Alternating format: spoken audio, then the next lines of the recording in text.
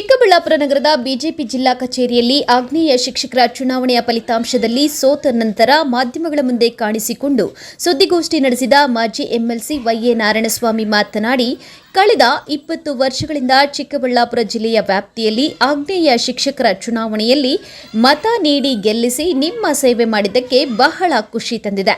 ಆದರೆ ಈ ವರ್ಷ ನಡೆದ ಚುನಾವಣೆಯಲ್ಲಿ ಕಾಂಗ್ರೆಸ್ ಅಭ್ಯರ್ಥಿ ವಿರುದ್ಧ 1,500 ಮತಗಳ ಅಂತರದಿಂದ ಸೋತಿರುವುದು ಬಹಳ ಬೇಸರದ ಸಂಗತಿ. ಆದರೆ ಚಿಕ್ಕಬಳ್ಳಾಪುರ ಜಿಲ್ಲೆಯಲ್ಲಿ ನನಗೆ ಹೆಚ್ಚು ಮತಗಳು ಸಿಕ್ಕಿದೆ. ಅದಕ್ಕೆ ನನಗೆ ಮತ ನೀಡಿದ ಎಲ್ಲ ಮತದಾರರಿಗೆ ಕೃತಜ್ಞತೆಗಳು ತಿಳಿಸಿದರು. ನಮಗೆ ಹಿನ್ನಡೆ ಆಗಿದೆ.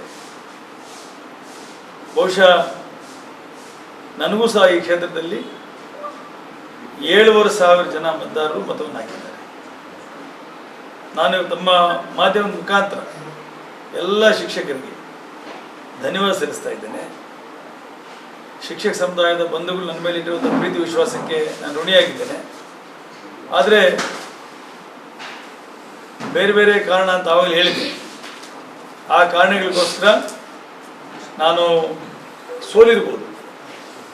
ಆದರೆ ಆ ಸೋಲು ನನ್ನನ್ನು ಧೃತಿಗೆಡಿಸಿಲ್ಲ, ನನ್ನ ಧೈರ್ಯವನ್ನು ಕುಗ್ಗಿಸಿಲ್ಲ, ನನ್ನ ಆತ್ಮವಿಶ್ವಾಸವನ್ನು ಎಲ್ಲೂ ಕಡಿಮೆ ಮಾಡಿಲ್ಲ.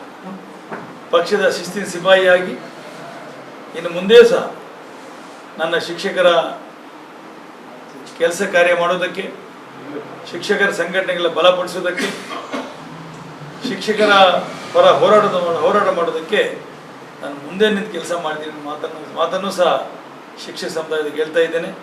ಇನ್ನು ಚಿಕ್ಕಬಳ್ಳಾಪುರ ಇತಿಹಾಸದಲ್ಲಿ ಆಗ್ನೇಯ ಶಿಕ್ಷಕರ ಚುನಾವಣೆಯಲ್ಲಿ ಕಾಂಗ್ರೆಸ್ ಅಭ್ಯರ್ಥಿ ಗೆಲುವು ಸಾಧಿಸಿದ ಇತಿಹಾಸವೇ ಇಲ್ಲ. ಈ ಬಾರಿ ಸ್ವತಂತ್ರ ಅಭ್ಯರ್ಥಿ ಮಾಡಿದ ಕೆಲಸದಿಂದಾಗಿ ಸೋಲಾಗಿದೆ. ಇದಕ್ಕೆ ಉದಾಹರಣೆ ಅಟಲ್ ಬಿಹಾರಿ ವಾಜಪೇಯಿ ಒಂದು ಮಾತು ಹೇಳಿದ್ರು. ಪ್ರಜಾಪ್ರಭುತ್ವದಲ್ಲಿ ಇಬ್ಬರು ಅಯೋಗ್ಯರೆಲ್ಲ ಸೇರಿ ಒಬ್ಬ ಯೋಗ್ಯರನ್ನ ಸೋಲಿಸಿದ್ದಾರೆ ಎಂಬುದಕ್ಕೆ ನನ್ನ ಸೋಲು ಕಾರಣ ಎಂದು ಆಕ್ರೋಶ ವ್ಯಕ್ತಪಡಿಸಿದ್ರು. ನನ್ನ ಕಾರ್ಯಕ್ಷಮತೆಯನ್ನು, ನನ್ನ ತಂತ್ರಗಾರಿಕೆಯನ್ನು, ನನ್ನ ಒಳ್ಳೆಯತನವನ್ನು ಮತ್ತು ಪ್ರಾಮಾಣಿಕತೆಯನ್ನು ಕುತಂತ್ರಗಳಿಂದ ಈ ಎಲೆಕ್ಷನ್ ಸೋತಿದ್ದೇನೆ. ಮುಂದಿನ ದಿನಮಾನಗಳಲ್ಲಿ ಆ ಕುತಂತ್ರಗಳು ಅರ್ಥ ಮಾಡ್ಕೊಳ್ಳೋಕ್ಕೆ ಪ್ರಯತ್ನ ಮಾಡ್ತೀವಿ. ಆದರೆ ಕುತಂತ್ರಗಳಿಗೆ ಆಯುಷ್ ಬಾರಿ ಕಡಿಮೆ, ಒಳ್ಳೆತನಕ್ಕೆ ಆಯುಷ್ ಜಾಸ್ತಿ. ಹಾಗಾಗಿ ನಾನು ಶಿಕ್ಷಕ ಸಮುದಾಯದ ಬಂಧುಗಳಲ್ಲಿ ನಿವೇದನೆ ಮಾಡ್ತಾ ಇದ್ದೇನೆ, ನನ್ನ ಮನೆ ಬಾಗಿಲು ಯಾವಾಗಲೂ ತೆಗೆದಿರುತ್ತೆ. ನೀವು ನೇರವಾಗಿ 18 ವರ್ಷಗಳಿಂದ 20 ವರ್ಷದಿಂದ ಯಾವ ರೀತಿ ತಾವು ಬಂದು ಕೆಲಸ ಕಾರ್ಯ ಮಾಡ್ಕೊಂಡು ಹೋಗ್ತಾ ಇರ್ತೀರೋ ಅದೇ ಕೆಲಸವನ್ನು ನೀವು ಮುಂದುವರಿಸಿ, ನಾನು ನಿಮ್ಮ ಜೊತೆ ಇರ್ತೀನಿ ಅನ್ನೋ ಮಾತನ್ನು ತಮ್ಮ ಮುಖಾಂತರ ಇಡೀ ಶಿಕ್ಷಕ ಸಮುದಾಯಕ್ಕೆ ನಿವೇದನೆ ಮಾಡ್ಕೊಳ್ತಾ ಇದ್ದೀನಿ. ಪ್ರಜಾಪ್ರಭುತ್ವ ಅಂದರೆ ಏನು ಅನ್ನೋದ್ರ ಬಗ್ಗೆ ಅಟಲ್ ಬಿಹಾರಿ ವಾಜಪೇಯಿ ಅವರ ಮಾತು ಹೇಳ್ತಾರೆ. ಏನು ಹೇಳ್ತಾರೆ ಅಟಲ್ ಬಿಹಾರಿ ವಾಜಪೇಯಿ ಅವರಂದ್ರೆ, ಇಬ್ಬರು ಅಯೋಗ್ಯರು ಸೇರಿ ಒಬ್ಬ ಯೋಗ್ಯರನ್ನ ಸೋಲಿಸುವುದೇ ಪ್ರಜಾಪ್ರಭುತ್ವ ಅನ್ನೋ ಮಾತನ್ನ ಅಟಲ್ ಬಿಹಾರಿ ವಾಜಪೇಯಿ ಹೇಳ್ತಾರೆ. ಯಾರು ಅಂತ ಹೇಳಕ್ ನಾನು ಬಾಯಲ್ಲಿ ಹೇಳೋ ಅವಶ್ಯಕತೆ ಇಲ್ಲ. ಅವ್ರು ಹೇಳಿದ್ದು, ನಾನು ಹೇಳ್ತಾ ಇಲ್ಲ ಮಾತು.